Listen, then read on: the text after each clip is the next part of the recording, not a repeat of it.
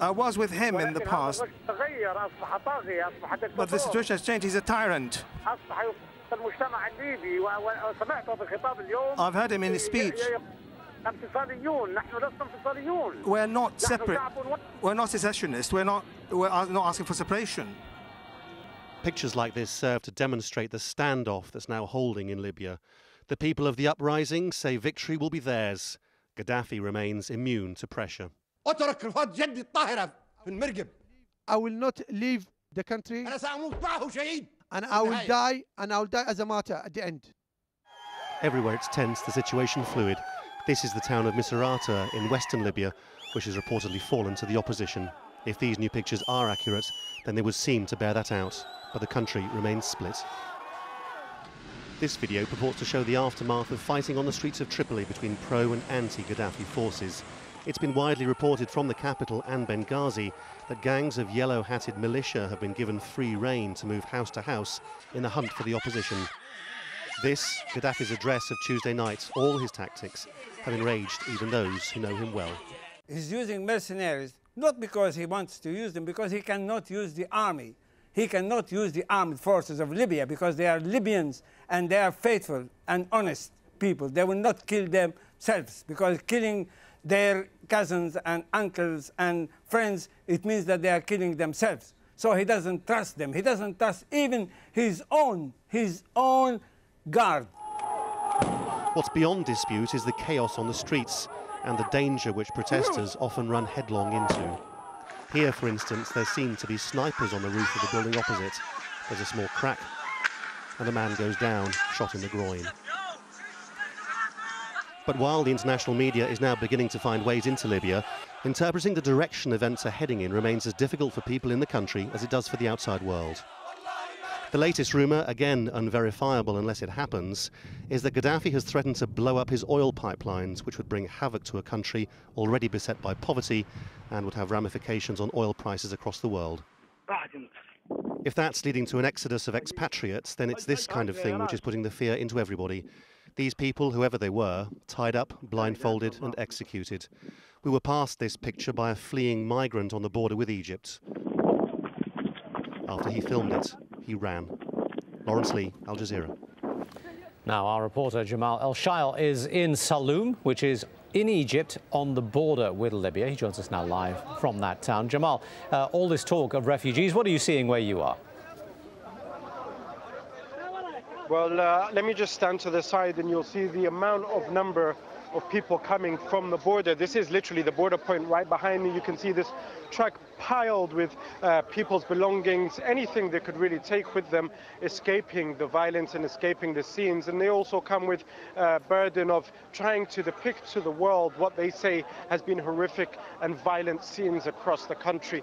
So over the past 24 hours, it's difficult to try and give you all the scenery around me, but if you can hear the horns and the cars, there are literally hundreds of vehicles here scrambling to take the sheer volume of people who have been fleeing over the past 24 hours, Timur. Are these, Jamal, Libyans trying to get away from the problems, or are these foreign nationals just deciding they've had enough of living in Libya? Essentially, the vast majority of these are Egyptians, mainly laborers and workers who have been living in Libya. However, aside from the violence that has been taking place, they feel that they themselves have been put directly under threat because of comments made by Saif al-Islam Gaddafi and Gaddafi himself, blaming Egyptians, saying that they were trying to encourage similar scenes as the uprising we saw in Egypt over the past few weeks, and trying to create copycat scenarios in Libya. Obviously, the people I've been speaking to here, many of them are apolitical, in fact, aren't exactly educated either, and therefore it is difficult to assume how they could be behind it. Also, inside Egypt, there has been some Libyans who have managed to escape, and they've come with video images and other memory sticks, trying to portray to the world and give the world the view from inside, obviously because of the severe media restrictions that are in place. Now, we're also hearing that inside Egypt itself, there's been some trouble, a little bit of demonstration regarding a relative of Gaddafi. Is that right? Indeed, in the city of Marsa Matruh, which is roughly 200 kilometers from the border here, also has a strong Libyan presence. There has been, in the past few hours, large demonstrations calling for the Egyptian government to expel Ahmed Gaddafi Dam. He's the cousin of Muammar Gaddafi, the Libyan leader, and those in that town who hold not only strong relationships with their Libyan counterparts across the border, but also blood relationships. There are several tribes that spill over between Egypt and Libya, and they are demanding that Ahmed Gaddafi Dam is expelled from Egypt, Timur. All right, Jamal El-Shayal on the border with Libya, between Libya and Egypt. Thanks very much for the moment.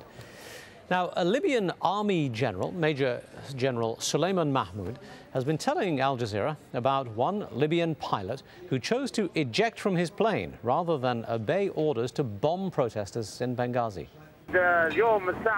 Something happened today at 10:30. There's a colonel pilot, Abdussalam Al-Abdi.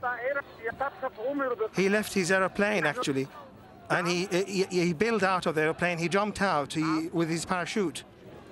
Which is one of the increasing number of incidents which suggest people trying to get out of Libya and defecting, or at least trying to dissociate themselves from the regime there. And another such incident involves a Libyan airliner which unexpectedly turned up in Maltese airspace. Let's go to Malta, in the capital Valletta. Cal Perry is with us. Cal, what's going on with this airliner?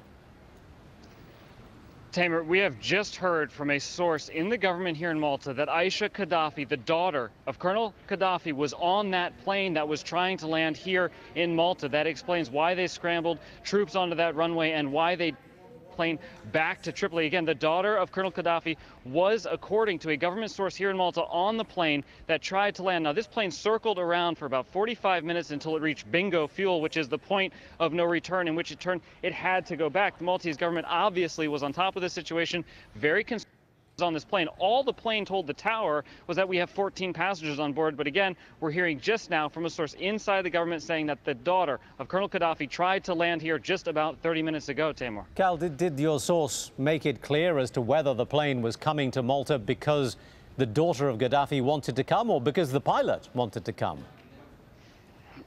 Yeah, it's unclear at this point. And again, this was an unscheduled flight. There is a daily flight that comes in from Tripoli. This plane was not on the schedule, was not supposed to come in today. It just popped up on the radar. It asked to land. It said, we are running out of fuel. We have 14 passengers on board. The Maltese government very nervous about what's coming out of Tripoli, of course. So they scrambled people onto the runway.